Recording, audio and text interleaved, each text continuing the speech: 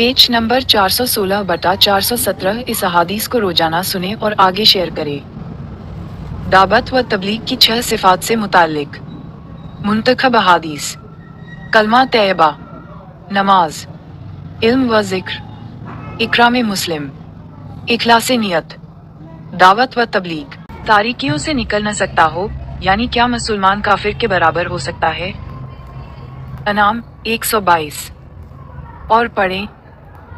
अल्लाह ताला का इरशाद है, जो शख्स मोमिन हो क्या वह उस शख्स जैसा हो जाएगा जो बेहुक्म यानी काफिर हो? नहीं, वे आपस में बराबर नहीं हो सकते। सजा 18। अल्लाह ताला का इरशाद है, फिर यह किताब हमने उन लोगों के हाथों में पहुंचाई जिनको हमने अपने तमाम दुनिया व जहान के बंदों में से बएतबार ईमान के पसंद फरमाया। मुराद इससे अहले इस्लाम हैं जो ईमान की इस हैसियत से दुनिया वालों में मकबूल इंदलाह है। फातिर 32। नबी की हदीसें।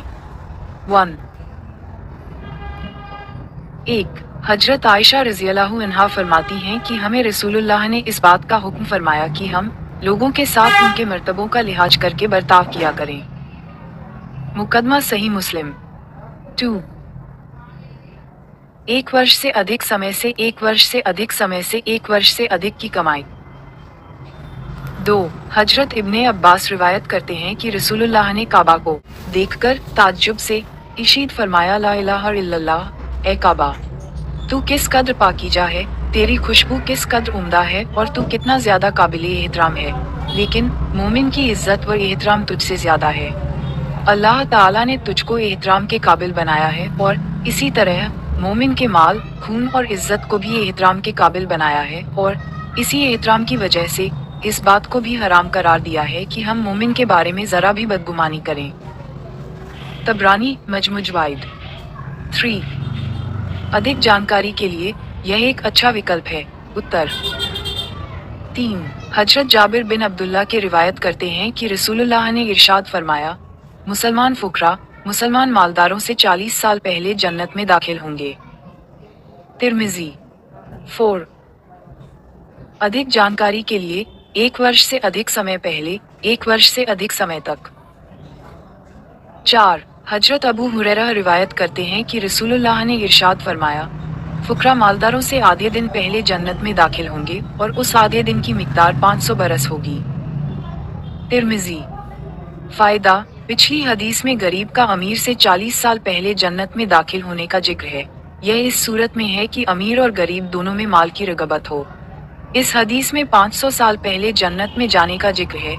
यह उस वक्त है जबकि गरीब में माल की रगबत न हो और मालदार में माल की रगबत हो। अल्लाह ताला का इरशाद है, यकीनन वे ईमान वाले कामयाब हो गए जो अपनी नमाज में खुशखुजू करने वाले हैं।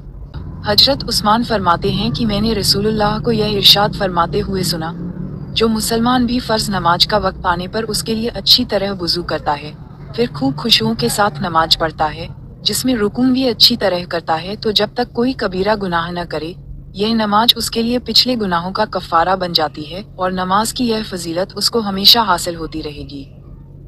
मुस्लिम।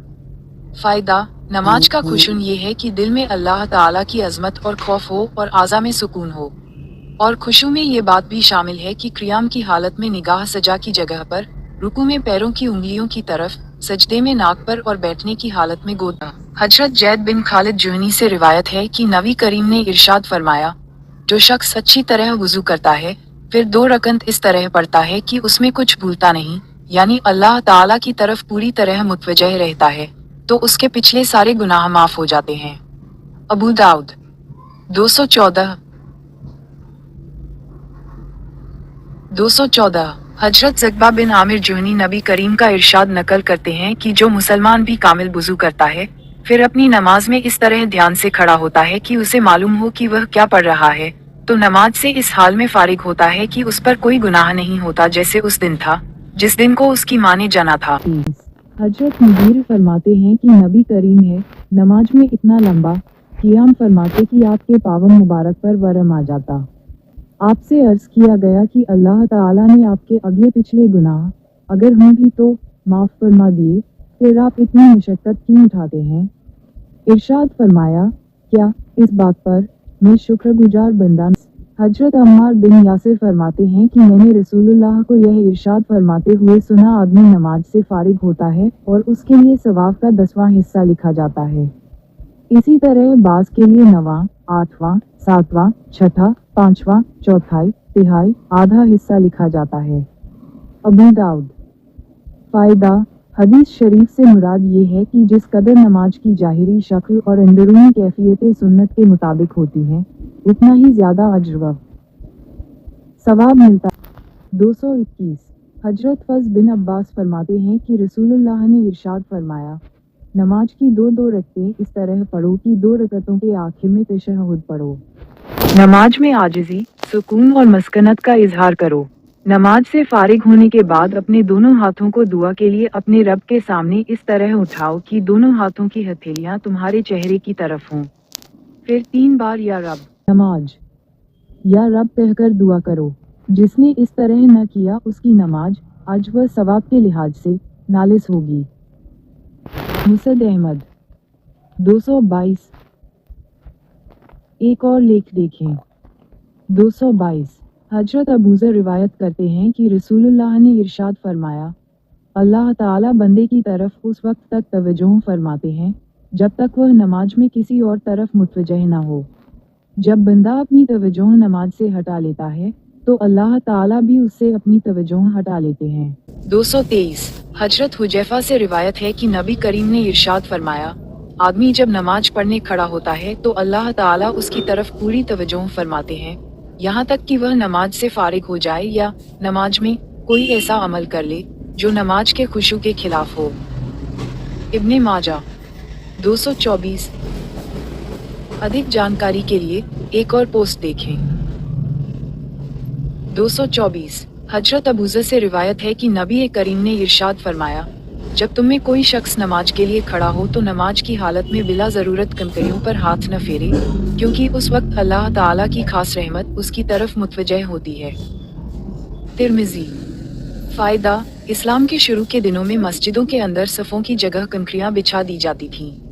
कभी कोई कंकरी खड़ी रह जाती जिसकी वजह से सजदा करना मुश्किल हो जाता था। रसूलुल्लाह ने बार बार कंकरियां हटाने से इसलिए मना फरमाया है कि यह वक्त अल्लाह ताला की रहमत के मुतवज्जह होने का है। कंकरियां हटाने या इस किस्म के दूसरे काम में मुतवज्जह होने की वजह से रहमत से महरूमी न हो जाए।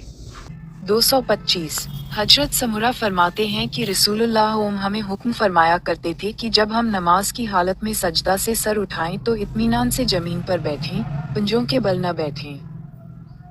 तबरानी, मजमुज़ ज़वाइद। 226। एक और पोस्ट देखें। यह एक अच्छा विचार है। 226। हजरत अबुर्दा ने इंतकाल के वक्त फरमाया, मैं तुमसे एक हदीस बयान करता हूँ जो मैंने रसूलुल्लाह से सुनी थी।